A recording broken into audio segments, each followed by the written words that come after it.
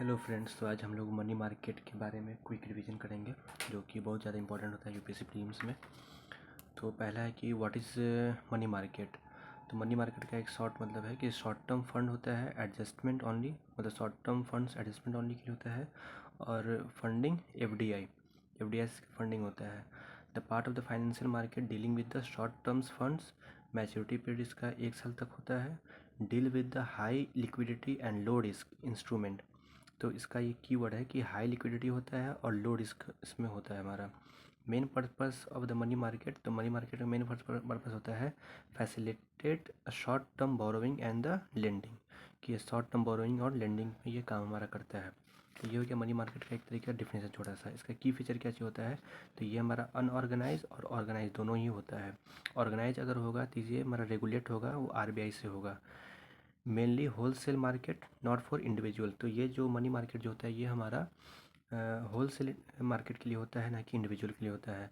इसका जो पर्पस होता है वो शॉर्ट टर्म बोरोइंग होता है और लेंडिंग होता है, लिक्विडिटी मैनेजमेंट होता है। तो बता दिए कि ये शॉर्ट टर्म हमारा होता है और इसका लेंडिंग का काम इसका होता है।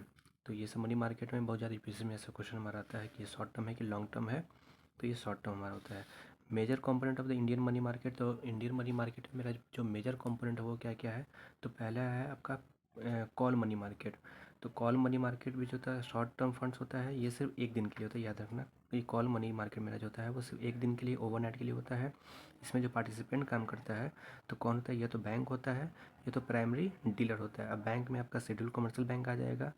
तो ये कॉल मनी एक तरीके का लोन हमारा होता है। और शॉर्टेस्ट मैच्योरिटी, इसमें सबसे ज़्यादा जो मैच्योरिटी पीरियड होता है सबसे कम इसी में होता है शॉर्ट।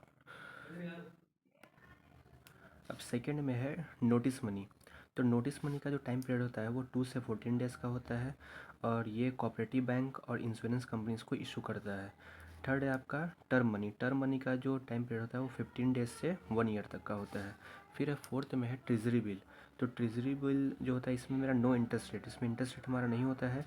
इसको इशूड कौन करता है, तो गवर्नमेंट ऑफ इंडिया करता है, लेकिन इसको ऑक्शन करने के लिए आरबीआई आता है गवर्नमेंट ऑफ इंडिया के बिहाफ में। तो ये याद रखना है कि इशूड करता है गवर्नमेंट ऑफ इंडिया करता है, और ऑक्शन कौन करता है, तो आरबीआई करता है। इसमें हमारा स्टेट गवर्नमेंट नहीं आता है, ट्रेजरी बिल में स्टेट गवर्नमेंट नहीं आता है, याद रखना इस चीज़ को। इसका जो मैच्योरिटी पीरियड जो होता है वो 91 डेज़ का मल्टीपल में होता है। तो 91 डेज़ होता है, 182 डेज़ होता है और 364 डेज़ होता है। 364 डेज़ ये बियॉन्ड ये नहीं जाता है ये ट्रेजरी बिल। ये जो इशूड होता है ये डिस्काउंट पे होता है, रिडीम्ड एट पर नो कूपन रेट। तो ये हमारा डिस्काउंट पे होता है। इसमें भी यूपीएससी में क्वेश्चन आता है प्रीलिम्स में कि ट्रेजरी बिल क्या डिस्काउंट पे इशू होता है, तो हाँ इस डिस्काउंट पे इशू होता है। मिनिमम डिनोमिनेशन इसमें जो होता है वो 25,000 का होता है। ये इसका मल्टीपल में हमारा होता है, 25,000 या 25,000 के मल्टीपल में हमारी इशूड होता है। फिफ्थ है आपका कमर्शियल पेपर, इसको हम शॉर्टकट में सीपी बोलते हैं। यह भी हमारा डिस्काउंट पे होता है। इसको कॉर्पोरेट बैंक्स और एनबीएफसी इसको करता है।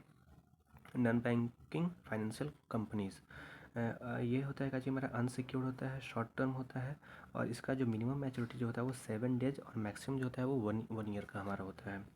इसको भी रेगुलेट कौन करता है, तो आरबीआई करता है। और ट्रेडेड इन सेकेंडरी मार्केट, तो ये जो कमर्शियल पेपर जो है ये हमारा सेकेंडरी मार्केट में ट्रेडेड होता है। फिर आपका 6 है सर्टिफिकेट डिपॉजिट, इसको हम शॉर्टकट में सीडी बोलते हैं। इसको इशूड कौन करता है, तो शेड्यूल्ड कमर्शियल बैंक करता है एंड सेलेक्ट फाइनेंशियल इंस्टीट्यूशन करता है। इसका जो मैच्योरिटी पीरियड होता है इसका भी 7 डेज होता है, 7 डेज, और मैक्सिमम जो होता है वो 1 ईयर होता है। इसको भी रेगुलेट कौन करता है, आरबीआई करता है। और ये नेगोशिएबल और ट्रेडेबल दोनों होता है। और सर्टिफिकेट डिपॉजिट भी जो होता है वो हमारा अनसिक्योर्ड होता है। फिर आपका 7 में है repo and the reverse repo. तो repo and reverse repo RBI करता है। लिक्विडिटी एडजस्टमेंट फंड हमारा इसमें होता है एलएफ में जो होता है 2 कंपोनेंट होता है, एक होता है रेपो और एक होता है रिवर्स रेपो। तो रेपो में पता है कि RBI lends to bank sell security, की रेपो में क्या होता है कि आरबीआई जो होता है वो बैंक को लोन देता है, और बैंक क्या करता है कि अपना अपना मतलब सिक्योरिटी को आरबीआई को एक तरीके से सेल करता है, ये दे देता है। फिर एक अच्छी रिवर्स रेपो, तो रिवर्स रेपो में रेपो का उल्टा होगा, इसमें बैंक जो होगा वो आरबीआई को पैसा इसमें देगा।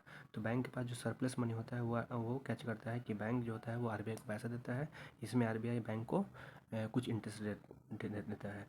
इसका जो इंटरेस्ट रेट जो होता है रिवर्स रेपो का वो रेपो रेट से कम हमारा होता है। Money market is not equal to capital market. Money market जो होता है वो कैपिटल मार्केट का इक्वल नहीं होता है। कैपिटल मार्केट में मेरा 1 साल से ज़्यादा का होता है। मनी मार्केट में देखो किसी में भी एक साल से ज़्यादा हमारा नहीं है। मैक्सिमम जो होता है मैच्योरिटी पीरियड वो 1 साल का ही होता है, इसलिए ये मनी मार्केट होता है। फिर है आपका कुछ रेगुलेटरी बॉडीज़ कि कौन कौन सा है। तो आरबीआई जो होता है, आरबीआई मेरा major regulatory of the money market की मेजर रेगुलेटरी बॉडी होता है मनी मार्केट में। सेबी जो होता है वो हमारा म्यूचुअल फंड्स इन्वेस्टमेंट और मतलब जो मतलब ये बॉन्ड्स वगैरह का जो ये सब रेगुलेट करता है, कौन करता है, हमारा एसबीआई करता है। ये मतलब एसबीआई सॉरी एस सेबी करता है। फिर FIMMDA जो है वो sets a rule for the pricing and the valuation. अब है money market and the mutual fund से। तो money market mutual fund MMFS इसको रेगुलेट कौन करता है, सेबी करता है। इसमें इन्वेस्टमेंट इन ट्रेजरी बिल में होता है, CP CD और द कॉल मनी में होता है। Useful for the short term saving, ये शॉर्ट टर्म सेविंग के लिए हमारा यूजफुल होता है। मनी मार्केट का फंक्शन क्या चीज़ है, तो ये हमारा लिक्विडिटी को मेंटेन करता है इकोनॉमी में। मनी मार्केट हेल्प्स आरबीआई इन मॉनेटरी पॉलिसी इम्प्लीमेंटेशन। तो आरबीआई को ये हेल्प करता है मॉनेटरी पॉलिसी इम्प्लीमेंटेशन में कि अगर मतलब अगर आरबीआई को लगता है कि इन्फ्लेशन ज़्यादा है तो वो मतलब इसको रेपो रेट को बढ़ा करके इन्फ्लेशन को कम किया जा सकता है। Help government to meet short term borrowing needs है। तो ये गवर्नमेंट को भी हेल्प करता है कि शॉर्ट टर्म बोरोइंग नीड्स का अगर उसको हो रहा है तो गवर्नमेंट वहाँ से अपना ट्रेजरी बिल को मतलब सेल कर कैसा है उसका पैसा कम हो जाता है। फिर आपका VRR और VRRR, इसका जो फुल फॉर्म है वेरिएबल रेट रेपो और reverse repo. Widely use for the short term liquidity management. तो ये इसका वाइड जो ज़्यादातर इसका जो काम होता है वो शॉर्ट टर्म लिक्विडिटी मैनेजमेंट के लिए होता है। इसका काम होता है क्या चीज़ कि एब्जॉर्बिंग लिक्विडिटी को करके एब्जॉर्ब करे through auction based reverse repo. मतलब रिवर्स रेपो से क्या करता है, ये लिक्विडिटी को ये एब्जॉर्ब करने का काम हमारा करता है। यहाँ पे कुछ थोड़ा सा कीवर्ड टाइप में है कि रेपो मतलब होगा क्या कि इंजेक्टिंग लिक्विडिटी, की रेपो से हमारा क्या होता है कि लिक्विडिटी हमारा इंजेक्ट हमारा होता है। और रिवर्स रेपो से क्या होता है कि एब्जॉर्ब लिक्विडिटी होता है कि अगर बैंक के पास मतलब पैसा नहीं है तो आरबीआई उसको पैसा देगा, तो लिक्विडिटी हमारा इंजेक्ट हो गया, बैंक के पास पैसा आ गया, बैंक अब लोन देगा, तो पैसा बैंक के पास आ गया तो मतलब एक तरीके का कि पब्लिक के पास पैसा आ गया। रिवर्स रेपो में क्या होता है कि आरबीआई जो होता है सरप्लस बैंक से पैसा ले लेता था, वो लिक्विडिटी क्या कर लिया, वो एब्जॉर्व कर लिया। फिर है क्या चीज़, repo rate changes helps control inflation indirectly. जो रेपो रेट जो होता है ये हमारे इन्फ्लेशन को इनडायरेक्टली क्या करता है, चेंज करता है, कंट्रोल करता है। फिर open market operation. Open market operation को हम लोग OMO भी बोलते हैं। Involves buying and selling of the government security. इसमें क्या होता है कि गवर्नमेंट सिक्योरिटी जो होता है वो बाइंग और सेलिंग होता है, तो कौन करता है, आरबीआई करता है। तो लिक्विडिटी इसमें भी हमारा एडजस्टमेंट होता है कि जब अगर तो अगर हम लोग ये गवर्नमेंट का चीज़ करता है तो बाइंग करता है अपने सिक्योरिटी को, तो पब्लिक से वो बाइंग करेगा सिक्योरिटी को, तो पब्लिक से पैसा वो ले लिया, तो लिक्विडिटी हमारा कम हमारा हो जाएगा। और सेल अगर करेगा, और जब सेल करता है तो पब्लिक के पास पैसा आ जाता है। Weighted average call rate WACR, it form the operating target of the monetary policy liquidity control. तो इसमें भी क्या होता है, हमारा लिक्विडिटी कंट्रोल हमारा होता है।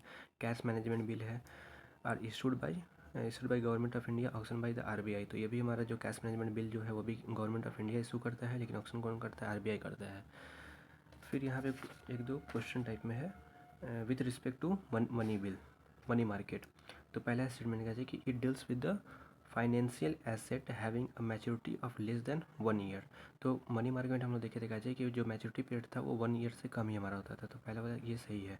फिर सेकंड में the treasury bill form an important component of the money market. तो ट्रेजरी बिल हमारा एक इंपॉर्टेंट कंपोनेंट है मनी मार्केट, तो ये भी हमारा सही है। तीसरा है क्या, corporate bonds are part of the money market. तो कॉर्पोरेट बॉन्ड जो होता है वो मनी मार्केट का पार्ट नहीं होता, ये कैपिटल मार्केट का मेरा पार्ट होता है। तो तीसरा वाला क्या हुआ, गलत हमारा हो गया। जो कॉर्पोरेट बॉन्ड का जो मैच्योरिटी पीरियड जो होता है वो 1 साल से ज़्यादा होता है, इसलिए मनी मार्केट में नहीं होता, ये कैपिटल मार्केट में हमारा होता है।